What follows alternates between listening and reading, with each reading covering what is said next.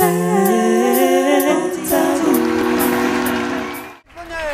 bonheur, mesdames et messieurs, ce soir, alors que nous sommes sur une chaîne de la TNT maintenant, d'accueillir une vedette de télé, une vedette qui a marqué notre époque, nous les fans de musique, de top 50, etc.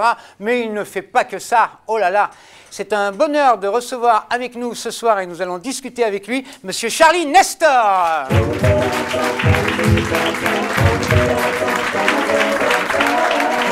Bonsoir Charlie. Bonsoir. Bonsoir à tous. Ouais, je peux pas m'empêcher de présenter comme ça, parce que Charlie et Lulu, pour tout le monde, ça a été quelque chose, quoi. Je crois parce que, en fait, je me rends compte dans la rue aujourd'hui, alors que ça fait quelques années que l'émission s'est arrêtée. Voilà, je rencontre plein de gens qui me disent bonjour, qui me disent merci. On a passé des super moments avec vous et ça me fait bizarre parce que j'avais l'impression, moi, quand on arrêtait la télévision, bah, voilà, on disparaissait un peu.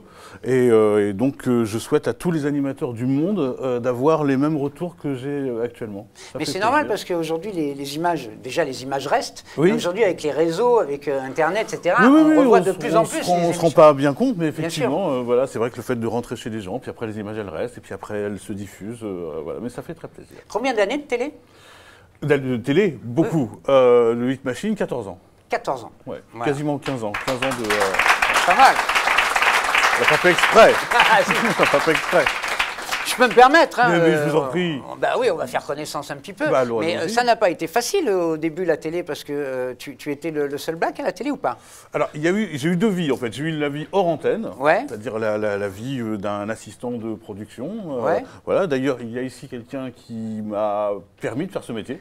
C'est Carmen Boucher. Voilà, que elle nous est là. Connaissons bien. Voilà. Carmen Boucher. Que sans elle, je ne serais pas là aujourd'hui. Voilà, elle en a aidé beaucoup, Carmen. Hein. Elle m'a engagé. Ah, c'est elle qui t'a engagé la première fois.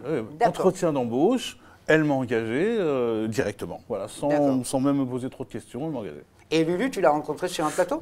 Un peu plus tard. Un peu plus tard. En fait, je travaillais pour Christophe de Chavannes, l'émission Ciel Montmardi. Et en fait, je vois un gars arriver en short, avec son sac de sport sur l'épaule, pour un entretien d'embauche. Je me suis dit, le mec est dingue. Jamais représente comme ça. Ben, il a été pris. Et on l'a installé en face de moi dans le bureau. Et donc on a commencé à... Alors au début, ça coinçait un peu au début. Un humour un peu trop direct, puis moi j'étais un peu réservé. Voilà. Et donc voilà, donc ça me plaisait pas trop. Et puis bon, au fur et à mesure, il m'a fait rigoler. On allait au studio ensemble, avec la R5 de ma maman. Bah oui, parce que la R5. La R5. Voilà, il n'y avait pas d'autoradio, donc on chantait... lui, il s'occupait du Minitel. D'accord. Ah oui, oui. Voilà, et moi je m'occupais du public. J'ai appris qu'on avait le même âge. Ah oui? Ouais, enfin je suis de 63. Ouais. Et je crois que toi tu es de 64. Mais pas du tout, pas du tout. C'est pas ça? Je suis de 87. De 87. Mais oui, mais bien sûr, Charlie. Évidemment. Bien sûr. Par contre, c'est quoi cette histoire de Miami?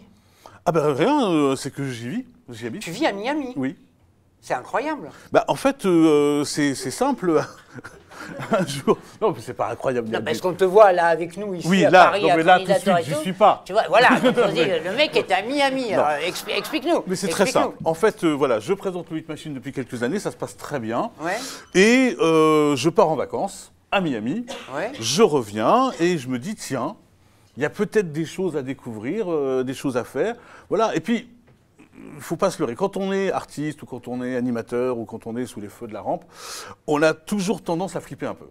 Et moi, quand ça marche très bien, je me sens pas bien, je flippe. Et je me suis dit, je vais aller aux États-Unis, je vais voir un peu ce qui s'y passe, je vais y passer 1 an, on verra bien, et je vais y apprendre des choses, etc. Et donc du coup, ça fait 16 ans maintenant que j'y suis. 16 ans, oui. Ouais. Et j'ai fait des choses incroyables que je n'aurais peut-être pas pu faire en France, ou ça ne me serait pas venu à l'esprit de produire des artistes français aux États-Unis. Oui, parce que tu as une boîte de production là-bas. Oui, tout à fait. Donc je tourne, je fais des reportages, j'ai créé une chaîne de télévision pour les francophones en Floride. Et puis surtout, je produis des artistes français aux États-Unis parce qu'il n'y avait pas beaucoup qui venaient sur le sol. Alors si, il y a toujours ceux qui vous disent qu'ils reviennent d'une tournée triomphale, mais c'est pas vrai. Donc, mais là, voilà, donc le but c'était de produire des artistes français aux États-Unis. Donc tu produis des artistes français aux États-Unis, mais dans le domaine de la chanson, de la musique. Oui, bien sûr. Oui, D'accord. Enfin, oui et non. Gad Elmaleh a été le premier à venir, à me faire confiance et à venir à Miami faire son spectacle. Génial. Très bien. Voilà. Donc quand on n'entend pas, bah oui. Ce qui est génial, c'est qu'au début, quand on en discute, il me dit « mais t'es dingue ». Parce que c'est vrai que ça ne se fait pas, etc.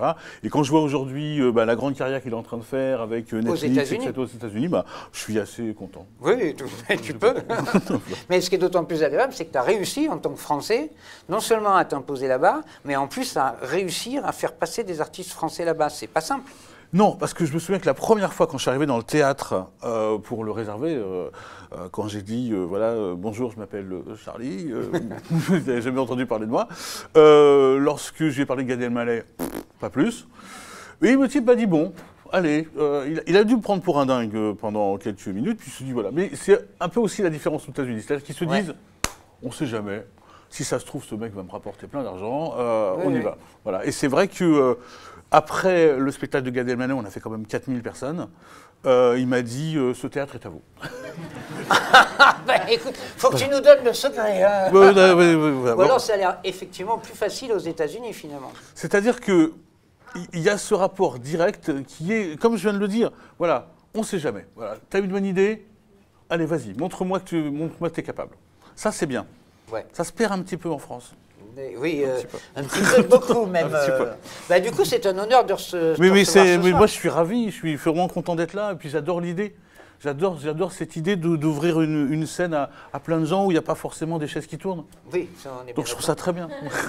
Cela dit, on va voir des chaises qui tournent dans peu de temps. Ah d'accord, voilà. En tout cas, tu vas assister avec le plus au grand spectacle, plaisir. Et puis à la fin, on se retrouve, tu donneras, si tu le désires, ton avis. Oui, mais maintenant, tu vas venir sur scène avec les artistes et tout pour t'exprimer sur ce que tu as découvert avec le au fil de la soirée. Avec le plus grand plaisir. Merci beaucoup, Charlie. Merci, encore bravo. Je vais mettre là-bas. Charlie Nestor. Ah non, je ressors.